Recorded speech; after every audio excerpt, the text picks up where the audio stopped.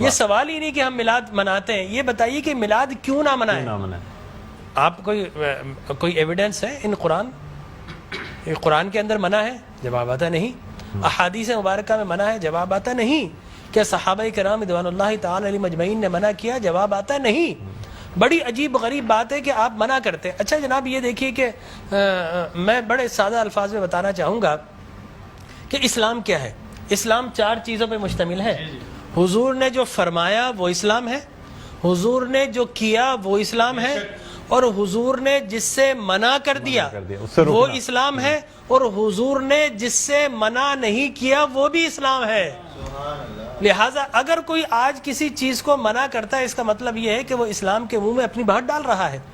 اب نہ اللہ سے بھول ہوئی نہ رسول سے بھول ہوئی، قیامت تک کی ساری ناجائز چیزوں کو قرآن مجید اور احادیث نبویہ میں بڑے بڑے بورڈ لگا دیے گئے کہ these are the prohibited thing, یہ حرام ہے، یہ حرام ہے، یہ حرام ہے، بڑے بڑے بورڈ لگا دیجیے۔ اور دیکھیں طریقہ اور اصول بھی یہی ہے کہ ہر جائز چیز کا نہیں بتایا جاتا۔ مثال کے طور پر اگر آپ کو کہیں جانا ہے تو آپ نے کبھی زندگی میں بورڈ نہیں دیکھا ہوگا کہ الاؤ ہے ادھر آ جائیے، نہیں، یہ کہیں نہیں لکھا ہوگا۔ ناٹ الاؤڈ ہوگا وہاں ضرور لکھا، جہاں ناٹ الاؤڈ ہوگا، پروہیبٹڈ ایریا ہوگا، وہاں پر بورڈ لگا ہوگا کہ یہاں داخلہ منع ہے۔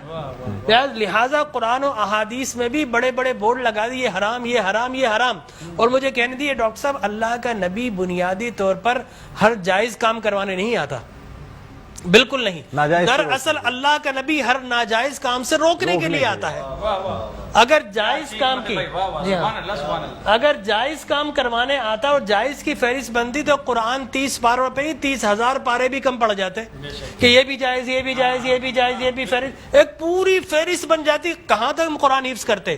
لہٰذا قرآن کے اندر اللہ کو جو ناپسند چیز ہے ان کا بیان ہے، اللہ کو جو پسند ہے ان کا بیان ہے۔ ہر جائز چیز اللہ کا نبی کروانے نہیں آتا۔ اب اگر بنگلہ دیش کے لوگ رہنے والے اگر پوری زندگی اگر چاول کھاتے ہیں اور مچھلی کھاتے ہیں، ان سے یہ نہیں پوچھا جائے گا باجرے کی روٹی کیوں نہیں کھائی، تم نے گندم کیوں نہیں کھایا، تم نے فلانے نہیں کھایا، نہیں پوچھا جائے گا۔ اگر اسی طرح پاکستان کے رہنے والے مچھلی روزانہ نہ کھائیں تو ان سے نہیں پوچھا جائے گا کہ یہ بھی تو اللہ کی غذا تھی، جائز تھی، تم نے یہ کیوں نہیں کھایا۔ نہیں، ہر جائز چیز اللہ کو مطلوب نہیں ہے۔ اللہ کو مطلوب یہ ہے کہ ہر ناجائز کام سے روکا جائے۔ لہٰذا اللہ کے پیارے حبیب نے قیامت تک کی ساری ناجائز چیزوں سے منع کر دیا، نہ اللہ سے بھول ہوئی معاذ اللہ، نہ رسول سے بھول ہوئی، دین مکمل ہو گیا۔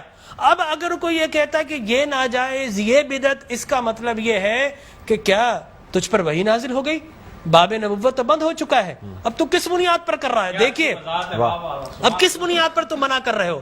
اور میں آپ کو بتاؤں ڈاکٹر صاحب، یہ دین کا مسلمہ اصول ہے کہ کسی چیز کے جواز کے لیے کوئی ضعیف حدیث بھی کافی ہے، لیکن کسی چیز کے حرام یا بدعت ہونے کے لیے قرآن اور احادیث کی نص قطعی چاہیے آپ کو، اور حدیث متواترہ چاہیے، اس کے بغیر آپ کسی چیز کو حرام نہیں کر سکتے۔ اس لیے کہ اسلام گلا گھونٹنے کے لیے نہیں آیا، اسلام تو راحتیں دینے کے لیے آیا ہے۔ لہٰذا جو ناجائز چیزیں تھی اسلام نے وہ منع کر دی 1400 سال پہلے۔ اب اگر کوئی کہتا ہے کہ جناب آپ میلاد کیوں مناتے ہیں، تو میں کہتا ہوں یہ سوال ہی نہیں، بڑے احمق لوگ ہیں جو جائز کی دلیل مانگ رہے ہیں۔ ارے بھائی دلیل تو ناجائز کی ہوتی ہے، لہٰذا آپ ناجائز کی دلیل دیجئے کہ قرآن میں منع کیا کہ احادیث میں، بلکہ اب میں یہ کہتا ہوں اس بات کے بعد آپ قرآن پڑھیے، اللہ تبارک و تعالی نے 5 نبیوں کا میلاد قرآن میں بیان کیا ہے۔ حضرت آدم علیہ الصلوۃ والتسلیم کے میلاد نامے قرآن کے 5 رکوع پر متفرق، پہلا واقعہ ہی میلاد نامہ آدم ہے، فرشتوں کو جمع کیا، میں آدم کو پیدا کرنے والا ہوں، کیا کریں؟ سیلیبریشن کرو۔ آدم کی ولادت کا موقع، نفخت فیہ من روحی فقعوا لہ ساجدین، جیسے ہی میں یہ آنکھ کھول دے، یہ پیدائش ہو جائے، ولادت ہو جائے، تو تمہیں کیا کرنا ہے؟ اس کو سجدہ کرنا ہے۔ اللہ تبارک و تعالیٰ فرماتا ہے کل مجمعون الا ابلیس، سارے فرشتوں نے سیلیبریٹ کیا، آدم کو سجدہ کیا سوائے ابلیس کے۔ تو معلوم یہ ہوا کہ جس نے میلاد منایا اللہ نے اسے نورانی قرار دے دیا، اور جس نے انکار کیا اللہ نے اسے شیطانی قرار دے دیا۔ سبحان اللہ سبحان اللہ۔ لہٰذا اسی طرح میں 2 منٹ بس، اسی طریقے سے سورہ قصص میں حضرت موسیٰ علیہ الصلوۃ والتسلیم کی میلاد نامہ اللہ نے 28 ابتدائی آیات میں بیان کیا. اور حضرت یحییٰ علیہ الصلوۃ والتسلیم کا میلاد نامہ سورہ مریم میں کیا سلام علیہ یوم ولدا، سلام ہو یحییٰ پر کس دن؟ جس دن وہ پیدا ہوئے. لہذا نبی پیدا ہو رہا تو اللہ سلام بھیج رہا ہے. اور پھر حضرت عیسیٰ فرماتے والسلام علیک یوم ولدت ویوم اموت ویوم ابعث حیا، سلام ہو مجھ پر جس دن میں پیدا ہوا. سرکار نے فرمایا. اور پھر اللہ تبارک و تعالی نے ووالدین وما ولد کہہ کر حضور کے میلاد کو بیان کیا. اور حضرت مریم کی میلاد کو اللہ نے سورہ آل عمران میں بیان کیا. پھر سرکار نے فرمایا کہ میرے غلام الجمعۃ عید للمسلمین. لوگ کہتے ہیں 2 عیدیں، تیسری عید مل گئی. حضرت عمر بن خطاب سے پوچھا کہ یہ الیوم اکملت لکم دینکم، یہ آیت ہمارے نبی پر نازل ہوتی تو ہم 2 عیدیں مناتے، ہم تو بطور عید مناتے. حضرت عمر نے حضرت ابن عباس دونوں سے احادیث فرمایا میاں تم ایک عید کی بات کر تو ہماری تو 2 3 عیدیں تھی اس دن. وہ یوم عرفہ تھا مسلمانوں کی عید کے دن، وہ جمعۃ المبارک تھا مسلمانوں کی عید کے دن، وہ تکمیل دین کا دن تھا، وہ مسلمانوں کی عید کا دن ہے. لہٰذا یہاں پر تو پہلی، دوسری، تیسری، چوتھی، 5ویں نہ جانے کتنی عیدیں. اور صحیح مسلم کی حدیث مبارک رسول اللہ نے 5 عیدیں بیان فرما دی. ایام تشریق، ایام یوم نحر، اس کو سرکار نے عید قرار دیا.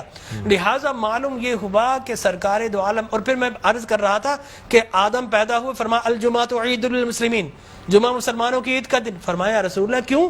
فرمایا فیہ خلق آدم، اس لیے کہ اس دن تمہارے باپ آدم پیدا ہوئے. معلوم ہو آدم پیدا ہو تو عید کا دن، اور جس دن فخر بنی آدم پیدا ہو ہزاروں عیدوں کا عید.